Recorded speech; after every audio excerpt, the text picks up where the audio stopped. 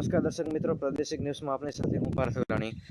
અત્યારે ઘઉંના વાવેતરમાં આપણે જોઈએ તો 10થી 15% જેવો ઘટાડો નોંધાશે તેવું તજજ્ઞ વૈજ્ઞાનિકો જણાવી રહ્યા છે। કારણ કે ક્લાઇમેટ ચેન્જની જે અસરો જોવા મળી રહી છે, ગ્લોબલ વોર્મિંગ અસર અને ખાસ તો દરિયાનું તાપમાન વધી રહ્યું છે અને પૃથ્વી દિવસે દિવસે ગરમ થઈ રહી હોવાથી જે આપણે વાવેતર કૃષિ જગતમાં પણ ખૂબ મોટી અસર એની જોવા મળશે।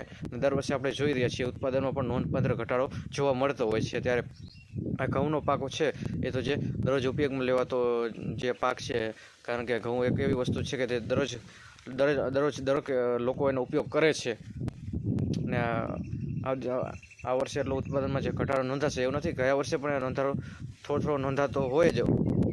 દર વર્ષે જે સરેરાશ આખા દેશનું ઘઉંનું ઉત્પાદન કેટલું હોય એ આપણે જોઈએ, પછી આ વર્ષનું નવું ઉત્પાદન કેટલું થશે એ બધા આંકડા જોઈએ તો વાવેતર કેટલું છે, અને જો વાવેતરને કોઈ ફેરફાર હોય, તફાવત હોય તો ક્યાંક ને ક્યાંક ઘઉંનું જે ખેડૂતો વાવેતર કરતા હોય એમાં પણ ઉત્પાદનમાં ઘટાડો નોંધાતો હોય એ 100% છે, એમાં કોઈ શંકાને સ્થાન નથી। ખેડૂતોને તમે જે આંકડા પૂછો કે તમારું દર વર્ષે ઘઉંનું વાવેતર કરો છો તો કેટલું વાવેતર જોવા મળતું હોય છે, કેટલું ઉત્પાદન એમાં થાય છે, તો એ બધી માહિતી તમને મળી જશે।